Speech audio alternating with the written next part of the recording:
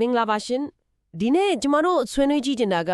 online သင်တန်းတစ်ခုအကြောင်းပါဟုတ်ကဲ့မင်္ဂလာပါခင်ဗျာအဲ့ဒါက21 Draw ဆိုတဲ့ website ကနေလာတဲ့ Digital Drawing in Photoshop for Beginners ဆိုတဲ့သင်တန်းတစ်ခုဟော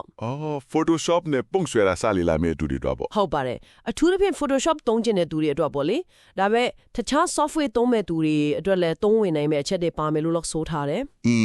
အဲ့ဒါဆိုကောင်းတာပေါ့အဲ့ဒီတော့ဒီသင်တန်းကဘာတွေပေးနိုင်မလဲဘယ်တော့သုံးဝင်မလဲဆိုတာကိုသူ့ရဲ့သင်တန်းဖော်ပြချက်စာမျက်နှာကိုအခြေခံပြီးကြည့်ကြအောင်လေဟုတ်ကဲ့ကြည့်တာပေါ့ကျမစိတ်ဝင်စားမိတဲ့အချက်တစ်ခုကလည်းသင်တန်းပေးတဲ့သူ Erica Wiseman ကသူကိုယ်တိုင် digital ပန်းကြီးစတဲ့နှုန်းကပေါ့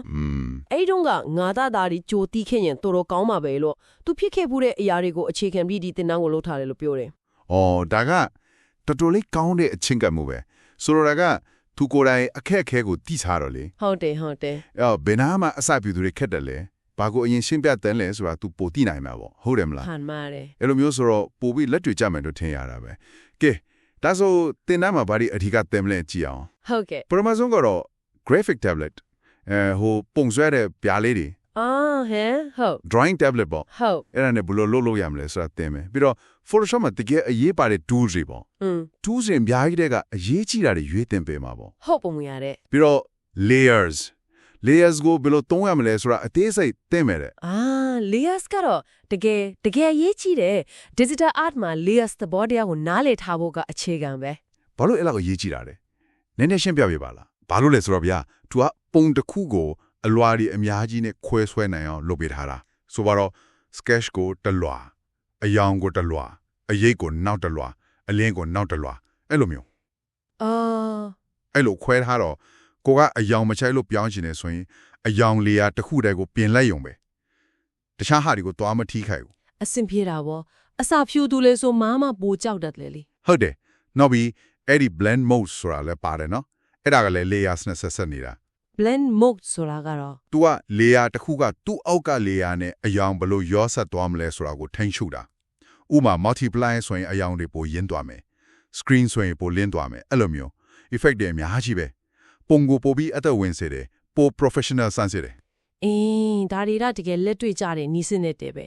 သင်တန်းကနောက်ပြီးတော့စကူဘော်ကကိုဆွဲချတဲ့ပုံချမ်းကိုပေါ့ဟုတ်ကဲ့အဲ့ဒါကို digital ပုံမလို့ပြောင်းမလဲအယောင်မလို့ချဲမလဲပြီးတော့ clean up လုပ်တာပေါ့မလို့အတိုင်ရှင်းတာချန့်ဟုတ်အဲ့ဒါလည်းလို့တယ်နောက်ဆုံးအချိုးထက်တဲ့အဆင့်တီကိုအဆင့်လိုက်တစ်ဆင့်ချင်းပြသွားမယ်ဆိုတော့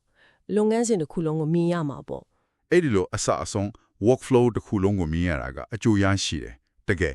ဘာလို့လဲဆိုတော့ကိုယ့်ဘာသာရှော့စမ်းနေရင်ဘယ်ကစလို့ရမှာမသိဘယ်အားပြီးရင်ဘာလို့ရမှာမသိဖြစ်တတ်တယ်ဟုတ်ပါအချင်းကုန်တယ်ဟုတ်တယ်အခုကပညာရှင်တယောက်ရဲ့စနစ်ကျတဲ့လုံးပုံလုံးနီကိုလေ့လာလိုက်ရတာဆိုတော့အချင်းလဲသက်သာတယ်လမ်းကြောင်းလဲရှင်းသွားတယ်ပိုစနစ်တကျအဆက်ပြိုးနိုင်တာပေါ့သင်ခန်းစာတွေအပြင်ရောတခြားပါသေးလေ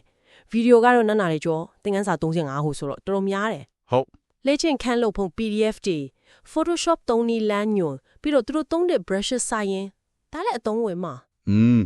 ဘယ် brush ကဘာသက်ကောင်းတယ်ဆိုတာမျိုးသိရတာပေါ့ဟုတ်တယ်ပြီးတော့ PSD file တွေလည်းပေးမယ်တဲ့အဲ့ဒါက layer တွေပါတဲ့မူရင်း Photoshop file ဆိုတော့သူတို့ပြီးတော့ဆွဲထားတယ်လိလာလို့ရမယ်ဟုတ်တယ်ဒါကတော်ကောင်းတယ်သူများဆွဲထားတဲ့ layer တွေကိုကြည့်ပြီးလိလာလို့ရတာအများကြီးအကျိုးရှိတယ်ပြီးတော့ Discord အဖွဲ့တွေဝင်ခွင့်ရမယ်တခြားကျောင်းသားတွေနဲ့စကားပြောမေးမြန်းလို့ရမယ်နောက်ဆုံးသင်တန်းစင်းလက်မှတ်ပေါ့ပြီးဆုံးတယ်လို့ပြောမယ်အထအကူပြုပစ္စည်းတွေစုံတယ်နောက်ထပ်အားသာချက်တစ်ခုသူတို့ပြောထားသေးတယ်လေဟုတ်ပါများလဲ तू က Photoshop ကိုအဓိကထားပေမဲ့တင်တဲ့အခြေခံသဘောတရားတွေက Procreate တို့ Clip Studio Paint တို့လိုတခြားနာမည်ကြီး software တွေမှာလည်းအသုံးချလို့ရတယ်ဆိုတဲ့အချက်ပဲဟုတ်သားပဲဒါဆို Photoshop တခုတည်းတော့ပဲမဟုတ်တော့ဘူးပေါ့ဟုတ်တယ် Digital Art ရဲ့ရေးပြီးအခြေခံတွေကိုပါသင်ပေးတဲ့သဘောမျိုးဖြစ်သွားတာပေါ့ကိုကနောက်ပိုင်းတခြား software ပြောင်းသုံးခြင်းတောင်ဒီအခြေခံတွေကအသုံးဝင်နေအောင်ပါဒါတော်တော်လေးစဉ်းစားပေးချတာပဲတကယ်ပဲအစပြုသူတွေအတွက်အဆင်ပြေအောင်စီစဉ်ထားပုံရတယ်တကယ်တမ်းတင်နှောင်းတတ်ဖူးတဲ့သူတွေရဲ့မှတ်ချက်တွေကိုကြည့်တော့ရောဟုတ်ဘယ်လိုနေလဲ rating က9မှာ4.9တောင်ရထားတယ်တော်တော်မြင့်တာနော်ဟိုးတော်တော်မြင့်တာပဲအများစုကတော့တင်တာရှင်းလင်းတယ်အဆင့်လိုက်လမ်းညွှန်တာအရန်ကောင်းတယ်အစပြုသူတွေအတွက်တကယ်ကွက်တီပဲဆိုပြီးချီးကျူးကြတာများတယ်ဒါဘူးလေကိုယ်တိုင်အတွေ့အကြုံရှိတဲ့သူကစနစ်တကျပြန်တင်ပြတာဆိုတော့အဲ့တန်ဖိုးကရှိမှာပဲ အထူးသဖြင့် Photoshop လိုမျိုးကြည့်လိုက်ရင်ခလုတ်တွေမင်းတို့ရဲ့အများကြီးနဲ့ရှုပ်တယ်လို့ထင်ဟနိုင်တဲ့ software ကိုစကင်မဲ့သူအတော့ပေါ့ ဟုတ်ပါတယ် ရှင်းရှင်းလင်းလင်းလမ်းညွှန်မှုရှိတော့အစမှဂျုံရတတ်တယ်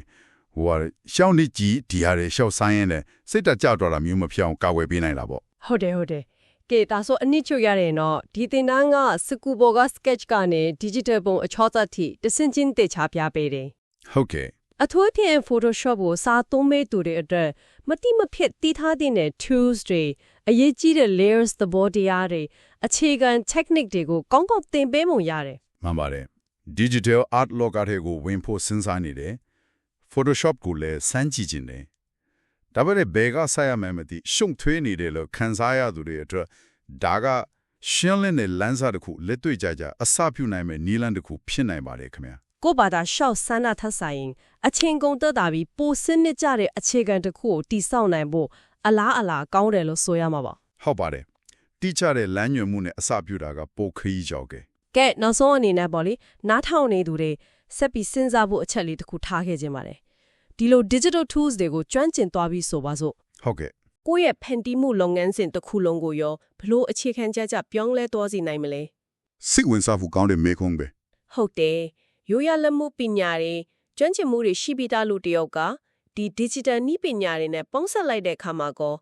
အမှုပညာဖန်တီးမှုအတွက်လမ်းကြောင်းအသစ်တွေဖြစ်နိုင်ချေအသစ်တွေပေါ်လာနိုင်မလားဆိုတာလေးစဉ်းစားစရာပါပဲ ဟုတ်ကဲ့ digital က2တခုဆိုပေမဲ့သူကလုံနိုင်စွမ်းအသစ်တွေချင်းကပ်မှုအသစ်တွေကိုပါယူလာပြီးနိုင်တာမို့အဲ့ဒီမေခွန်းကတကယ်ပဲစတွေ့စရာကောင်းပါလေခင်ဗျာ